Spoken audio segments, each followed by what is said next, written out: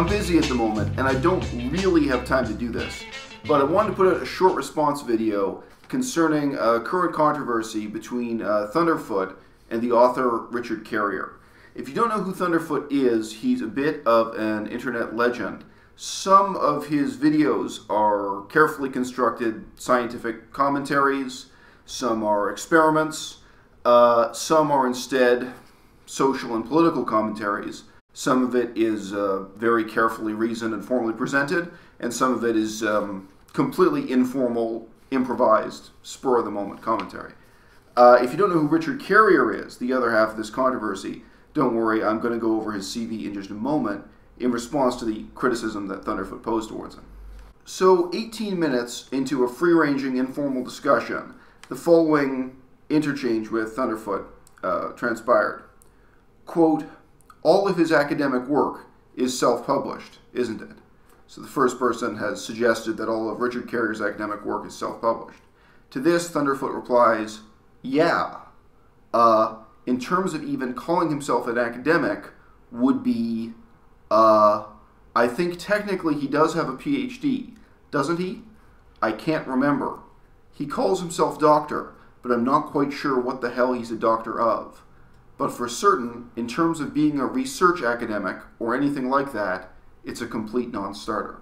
Let's not make any excuses for Thunderf00t here. Richard Carrier's academic credentials you can find through Google in about 5 seconds. You can find his list of publications and who they've been published with in the same 5 seconds. I got a copy of his CV, which contains both. Here I am 10 seconds later making this video. Richard Carrier's CV actually tells the life story of a pretty interesting, unconventional guy. He does have a PhD. He has a PhD from Columbia University, which is a real, respectable university. And his dissertation was on attitudes towards the natural philosopher in the early Roman Empire. He does have a list of respectable and respected publications, although he also has informal articles in informal magazines and, of course, websites.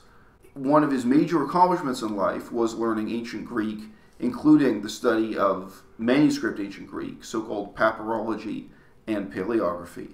In terms of the challenges that Richard Carrier is now facing, some of which he reflects on in his own lectures, some of which are left up to our imagination a little bit, he's an historian who is archly critical of Christianity as it actually exists today and also in every historical period that's documented. And yet he's struggling to publish his research in Christian academic publications. Nevertheless, by and large, he succeeds, despite the very real bias against him that the editors will have. To just give one example out of his CV that leaps out at me, he recently, in 2014, published an article on, quote, the prospect of a Christian interpolation in Tacitus, the Annals of Tacitus. And that was published in a journal called Vigili Christianii. If you look at that journal, you will not be surprised to find that the editors and the people in control of it are generally people with degrees in Christian theology, teaching Christian subjects at Christian universities. So for Richard Carrier, as someone who's not just an atheist, but an atheist activist, to be advancing, his own career step by step, in the face of tremendous hostility from a, field of study that isn't just dominated by true believing Christians, but is created by and for them, is a really tough uphill struggle. Even if that were not the case, it's by no means unusual that Richard Carrier is basically unemployed after finishing his PhD in 2008. If you don't think that's normal, you don't know many people with PhDs in the humanities. Look, don't get a PhD in religious studies.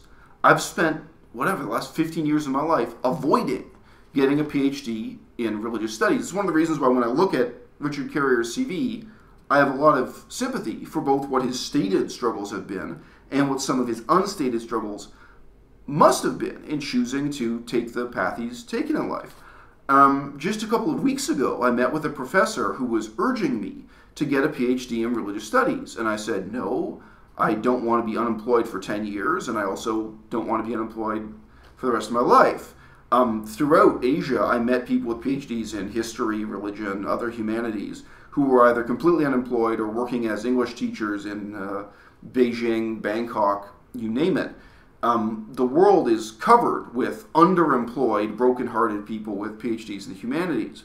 Compared to that unenviable lot in life, Richard Carrier has done quite all right for himself as an independent intellectual. Yes, he does have some self-published books. He does go on some self-promoted lecture tours. He does post videos to YouTube and so on to promote his name and promote his research. Certainly nobody could fault him for that, least of all somebody like Thunderfoot. Now, my point here is not to glorify the work of Richard Carrier.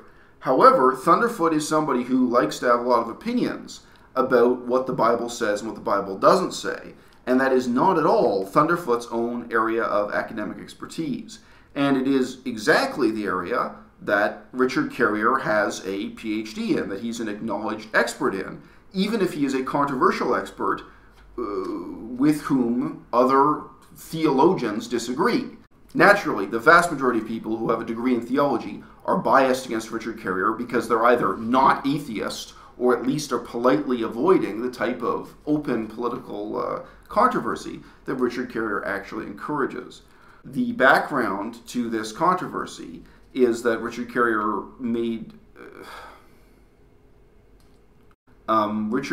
wrote a blog post attacking Thunderfoot at great length, full of ad hominem remarks, claiming that Thunderfoot was a sociopath and a narcissist, and providing a lengthy rationale for this. From my perspective, that's embarrassing and it's shameful, and I think Richard Carrier should apologize and retract it or delete it. However, I also think that the statement just made by Thunderfoot is something he should apologize for and retract, and it's shameful and unfair and untrue. For me, it's slightly hilarious to see this controversy. In this case, Thunderfoot is attacking Richard Carrier by disregarding his CV, disregarding his accomplishments, disregarding his credentials, and claiming that Richard Carrier is not an academic. Hilariously, my own experience is the opposite, in that I have been always clarifying for people that I am not an academic, and people have attacked me for being an academic. That may be a unique problem in Asian studies and in Buddhist studies and so on. My reasons for sympathizing with Richard Carrier are twofold. Firstly, my own experience with Asian studies makes me really aware of the type of bias Richard Carrier is struggling against. I know that it's nearly impossible to be a skeptic of Buddhism and to be published in Buddhist studies journals. That includes some absurd experiences in which the editors of the journals not only praised my work while apologizing that they couldn't publish it. In one case, the editor of a journal, he actually invited me to become a PhD student at his university while rejecting the article that he apologized he couldn't publish even though it was excellent. And I won't name the university, but that is a very prestigious university. It's in the worldwide top 10. It's one of those expensive and overrated universities. And of course, among my reasons for, saying no thanks, for declining that offer, was of course that I don't want to end up like Richard Carrier.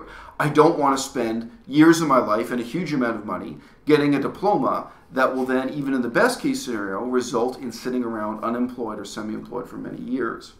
If you've known a lot of people with PhDs in the humanities, what you'll find is that it's routine for them to either be completely without a job after they finish their diploma, or for them to get some kind of position on paper. They're listed as a research fellow, they have some unpaid, vaguely defined position at a university, so that it doesn't look like they're unemployed.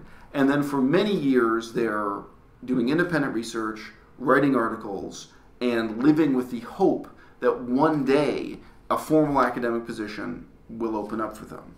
Obviously, for someone like Richard Carrier, whose expertise is in ancient Christianity, the vast majority of those jobs will go to people who are pro-Christian. Likewise, the vast majority of universities that are funding research on Buddhism are looking for someone who's an uncritical advocate of Buddhism, and let's be honest, someone who can do fundraising to raise money from Buddhist charities to support their academic program in Buddhism. Almost nobody is interested in the type of open, roll-up-your-sleeves critique of religion that Richard Carrier engages in. So as I say, he's chosen a very difficult path for himself. The second reason I would state for my having respect for Richard Carrier, despite some of the frankly ridiculous things he has said on the internet, is that Richard Carrier himself is pretty honest about the fact that he's an eccentric.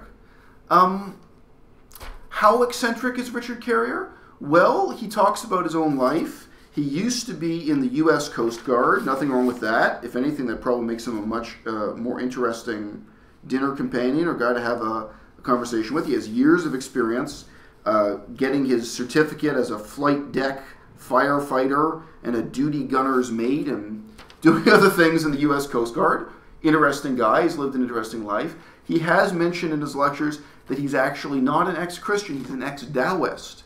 At some point in his youth, he converted to Taoism and was fairly enthusiastic about that religion and its practices. And then he had a loss of faith coming out of that, and then had a renewed interest in and engagement with religious studies. Being an eccentric doesn't excuse the things that he has said and done. It doesn't excuse his somewhat ridiculous ad hominem attacks on Thunderfoot, and Thunderfoot has every right to be offended. However, I've got to tell you, as eccentrics go, I've seen worse. As academics go, I've seen worse. And that's the ultimate irony about Thunderfoot attacking Richard Carrier for supposedly not being an academic. Tragically, this whole discourse is all too typical for exactly the type of people academics are and what they do during the long years between when they finish their PhD and get a formal academic position.